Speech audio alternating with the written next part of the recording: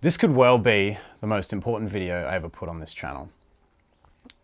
You're getting advice from everywhere. You're getting advice from your friends, from your parents, from your mum and your dad, your brother, and from coaches on here about what to do.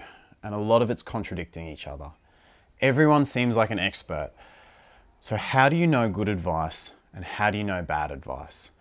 I believe my truest job as a coach is not to tell you the answers, but it is to give you the tools to formulate your own answers. And that's exactly what I'm doing today. In today's video, I'm giving you 5 things, 5 checkboxes that you have to look for to know if the dating advice you're listening to is good. If even one of those checkboxes is out, it is bad advice. I'm going to tell you what they are next.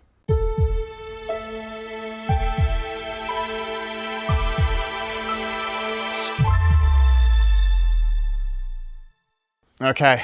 Good dating advice has to check 5 boxes. If it does not check every single one of those 5 boxes, it is bad advice.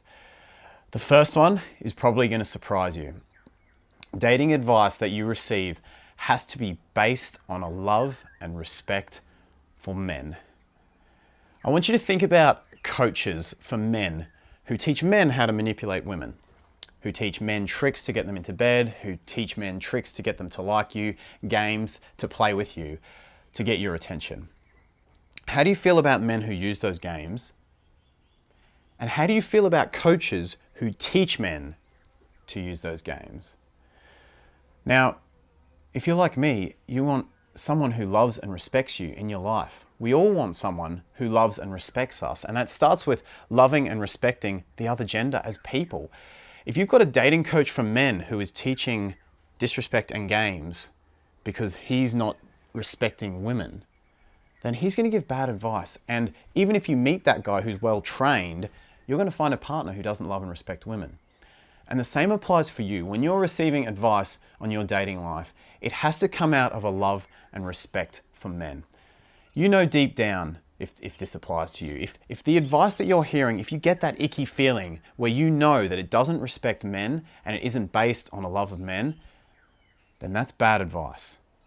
Always ask yourself, is this advice coming from a place that loves and respects men? And unless the answer is yes, straight up, it is bad advice. Number 2, this one's incredibly important. It is based on being the best you. In other words, the advice you're receiving has to come from a place of what you would do or how you would act if you were at your maximum level of self-esteem. So ask yourself all the time, is this something I would do if I felt great about myself, within myself, for myself? Is this the actions I would take, the highest self-esteem me would take? I have every client write out a description, almost a mission statement, of what their highest self would do in a situation and how their highest self would act across a variety of situations. So ask yourself, is this advice relative to the proudest way that I would act if I was put into a situation? Let me give you an example. The topic, how to make men chase you, is a very popular one in dating coaching. It's everywhere, and it's one of my most popular videos. Now, when you watch that video, you'll get advice from all different sources. You can search how to make men chase you and you'll get advice like, be mysterious.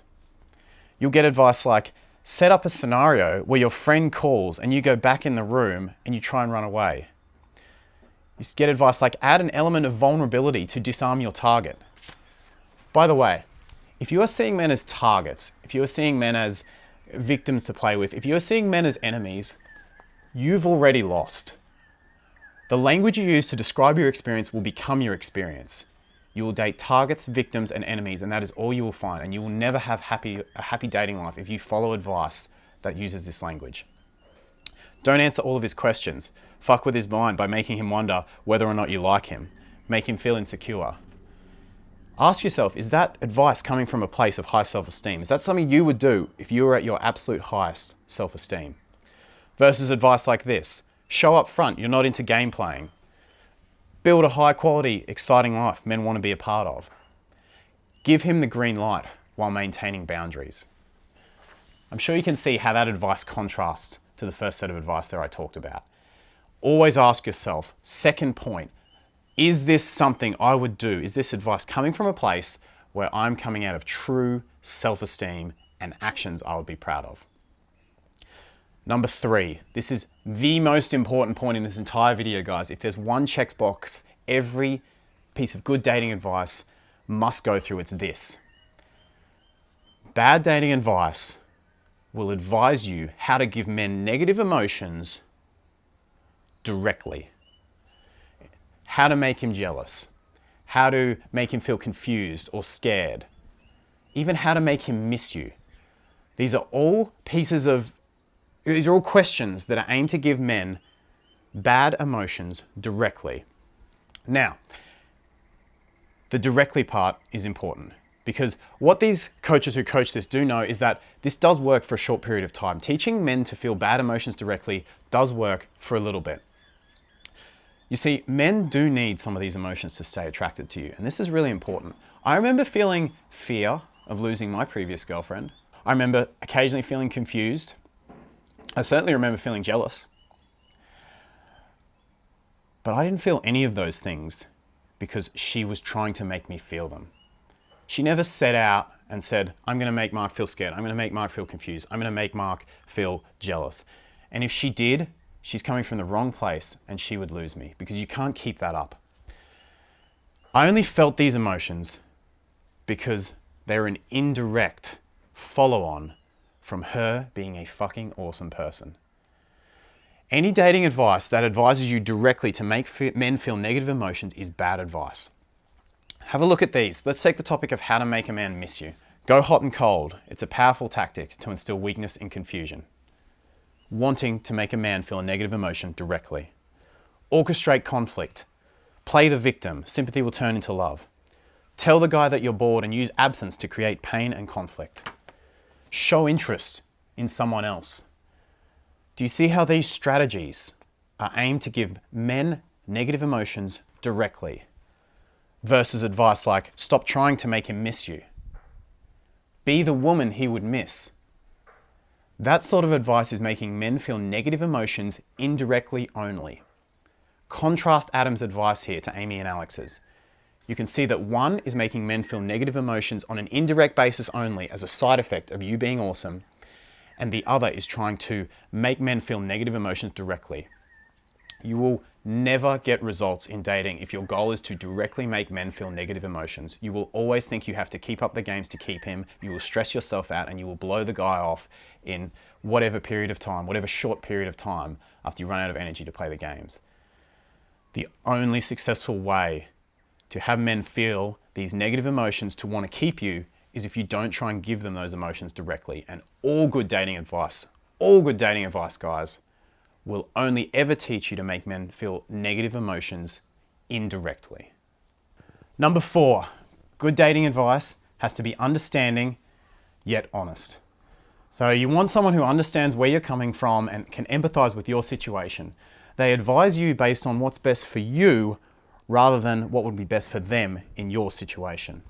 You still need that honesty though. You still need someone who's going to tell you like they see it rather than tell you what you want to hear.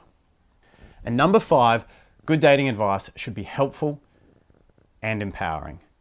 The way you walk away from dating conversations and dating advice matters. I don't care how good the advice is, if you're walking away feeling like shit and like it's not helpful, you're never going to get anything from that advice. Even if it is helpful and you're walking away feeling crappy about it, it's not going to be good advice because you're not going to want to take action on it.